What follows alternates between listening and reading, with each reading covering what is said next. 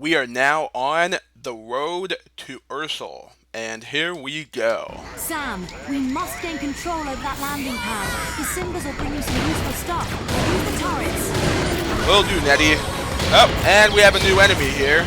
This is a tank biomechanoid. And they're pretty much the Serious Sam 2 equivalent of the minor biomech from the previous games.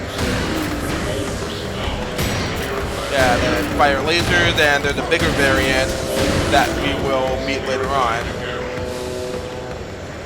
Right now, let's take control of this minigun turret and fight off all the enemies here.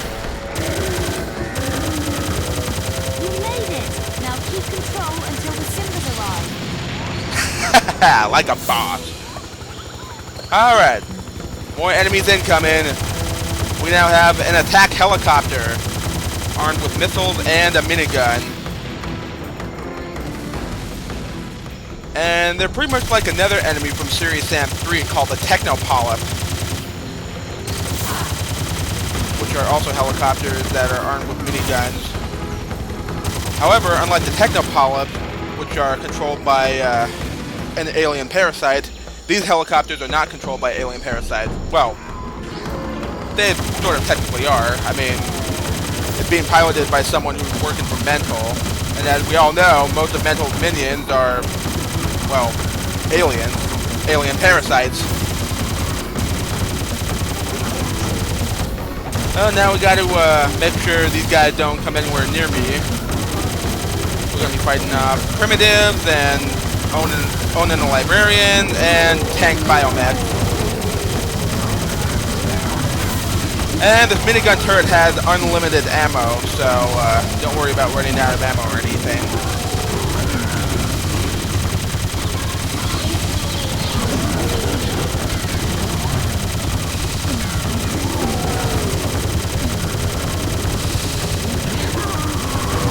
You know, you guys should know better than to just walk up to something that's shooting at you when all you can do is just melee.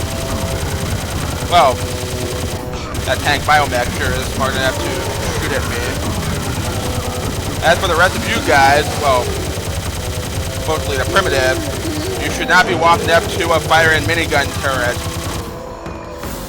What the hell's the matter with you guys? Up. One more owning the librarian here, and down he goes. And we have a Simba dropship incoming. I wonder what they have for me.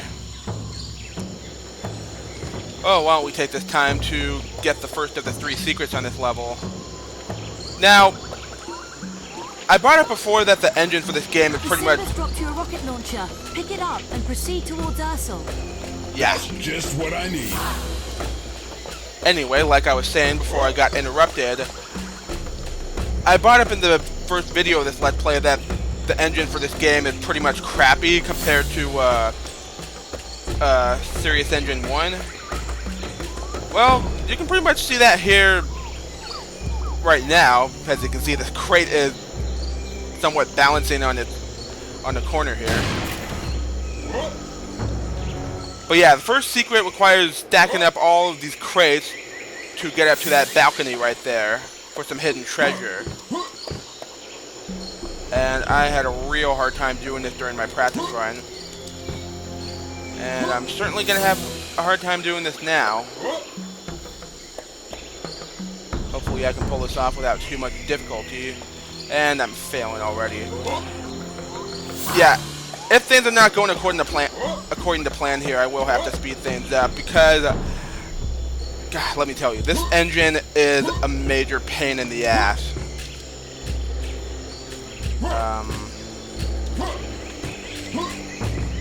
Just want to... Damn it! Okay, let's try this. Nope. Okay, I'm gonna have to cut this part out. Okay, there we go. I think I got it. Yep, here we go. Treasure has been found. Alright. Now that I'm all done with these crates, let's go ahead and blow them all up for some items. One more grenade. There we go. Look at that. Health, treasure, armor, rocket, Claudovic. And I will go ahead and demonstrate Claudovic in a minute. right now I just want to pick up everything that's scattered around here.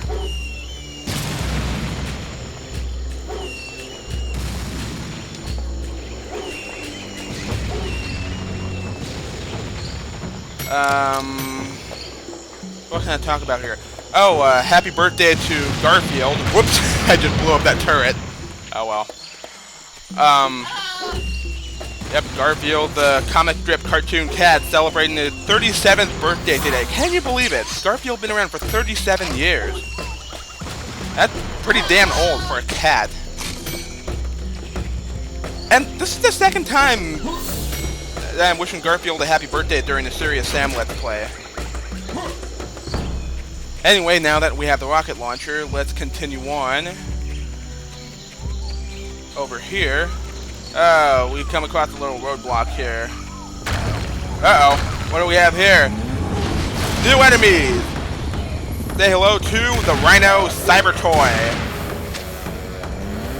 Yep, they're pretty much the Syrian werewolves of this game, as you would expect, considering that they look just like them, and just like the werewolves, they just run up to you and try to ram into you with their horns. A bunch of horny bastards they are. Alright, now would be a good time to demonstrate the Clawdovic. Take care of these guys first. Yeah, basically the Clawdovic just flies up to an enemy and explodes upon contact. Very, very useful for taking out strong enemies like those tank biomechs and the helicopter. However, the Clawdovic is a very, very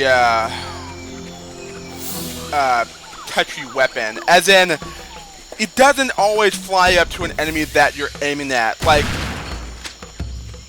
I don't know if you noticed, but when that last tank biomech was still alive, I was aiming at the helicopter, but the Clawdovic went for the third tank biomech instead.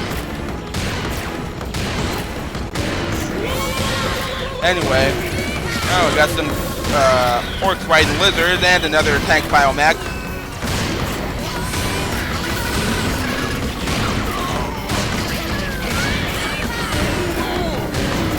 You know, this would be a good time for me to use a minigun on these guys, but unfortunately, I don't have the minigun yet.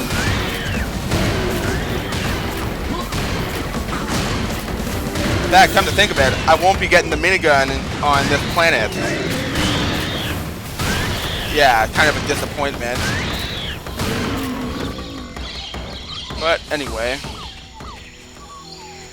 Hey, use that ball and let's roll. Yeah, let's rock and roll. And we're rolling. Yeah, we're now using a hamster rollerball. There's also an enemy called a rollerball, which looks just like the rollerball that I'm using, except it's purple. And we've actually encountered a couple of those rollerballs in the first level of this Let's Play. And we will be encountering many, many more of them later on. And we have a rocket turret right here. Basically just a turret that shoots rockets.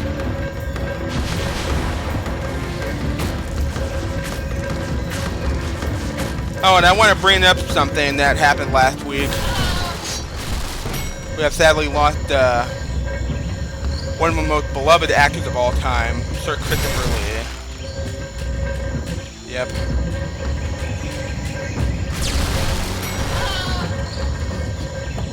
I've always loved that guy. I loved him when he was Saruman in the Lord of the Rings movie. He was just awesome in that role.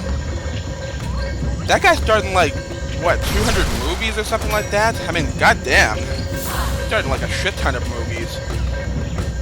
But yeah, it's very sad that he's gone. I'm gonna miss him a lot. I'm sure a lot of other people are gonna miss him so much as well. But anyway, the last two secrets are on this level, or at this part of the level. Over here is a health cube, but there's something oddly suspicious about that health cube, don't you think?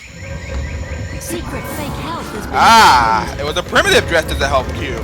My God! He He sure had me fooled. Yeah, I'm just cheating with you. That's a real health cube right there.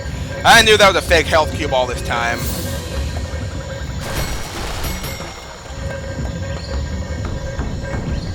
And now for the last secret, we're gonna have to step out of the rollerball for a second to open up this fridge. Secret frozen penguin has been found. And there's a frozen penguin in here that we can't use. I was frozen today. Yeah, shut up. I've already used that joke in Descent 3. But anyway, let's get a move on here. Let's carry on toward the road to Ursul.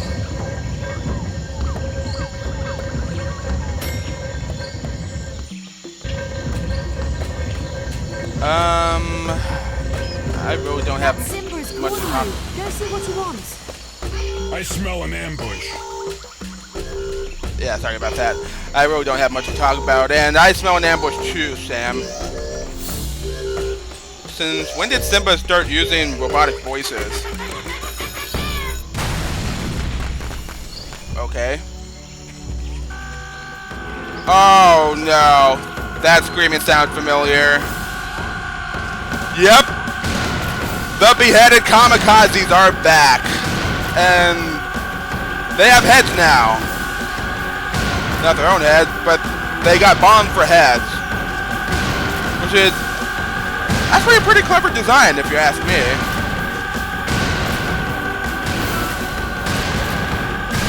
And there is another enemy in this game that acts in a similar way as the beheaded kamikaze, but we will get to them much later.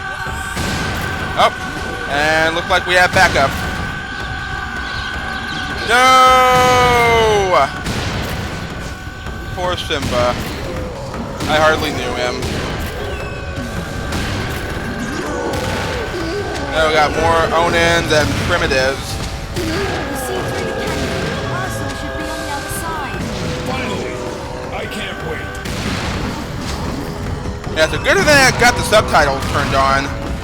I apologize for the way the game volume is set up. It's not actually my fault.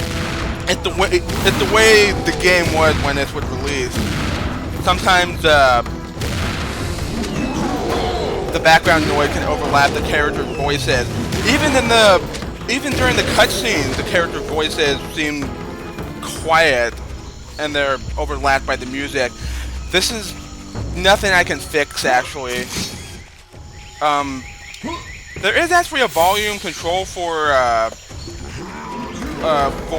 cutscenes, but it changed the cutscene volume completely. It doesn't change the volume of the music or the voices in the cutscenes. So yeah, there's sadly nothing I can do about that. I really wish there was a way for me to improve the voices in the cutscenes so that you can hear the characters more clearly and not be annoyed by the music overlapping their voices. But again, it's not my fault. It's the way the cutscenes were when the game was released. You coming with me, buddy? No? You gonna stay there? Alright, guess I'll carry on by myself. So yeah, again, I apologize for the way the cutscenes in this game sound. Again, there's nothing I can do about it. Anyway, let's get a move on here. Hey, there's a Simba driving a hover bike. Yeah. Uh-oh, look out behind you! No! You bastard! How dare you kill my friend? Yeah, that right there was a bull soldier. And there's somewhat a replacement of the major biomechs in this game. There's actually several different replacements for the major biomechs in this game. I forgot my driver's license at home. Anyway, let's kick some ass here. Oh, I should point out, this is something I forgot to bring up in the previous video. When we were riding Dino the dinosaur in the first level. Whenever you're riding a vehicle like this hover bike, you're always in third person. Yeah, I'm pressing F right now to switch back to first person, but the game won't let me do that. Yeah, every time you ride a vehicle in this game, or you're operating a turret, you'll always be in third person, no matter what.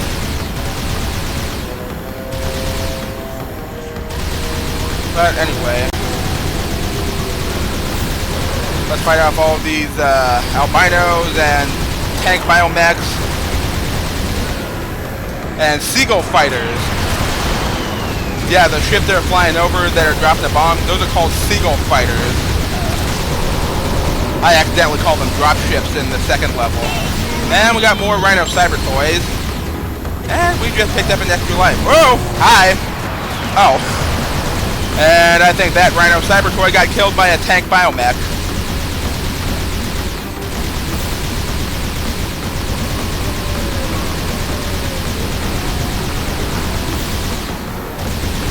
So yeah, we're going to be using a lot of vehicles and turrets in this game, especially this hover bike. We're going to be using this hover bike quite a few times throughout this entire game.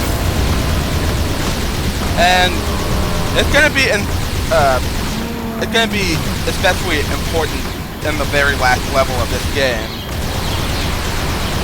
You'll see why once we get to it. Let's destroy that dropship, shall we? Yeah! Up! And we have the spiders now.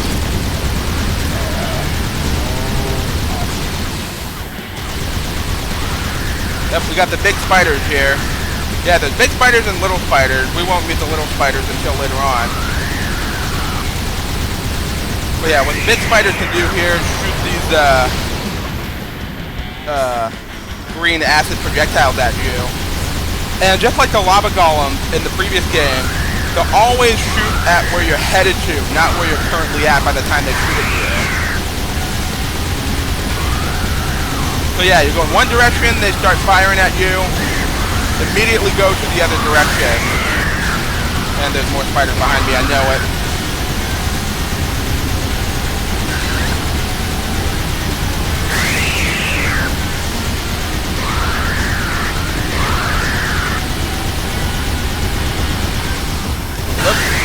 There we go.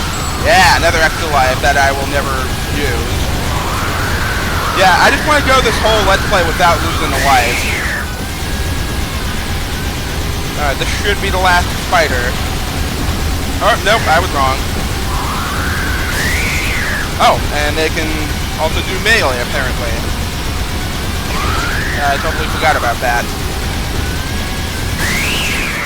Yeah!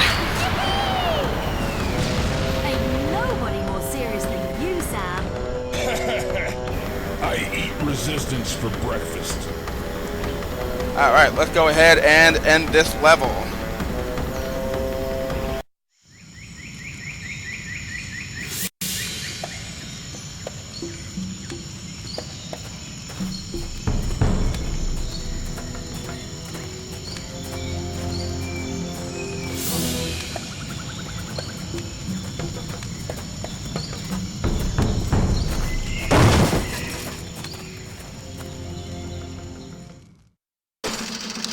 And that was the road to Ursul. Quite a very fun and exciting level, especially with that final battle with all those big spiders. So we're finally at the town of Ursul, and I will see you guys there in the next level. See you later.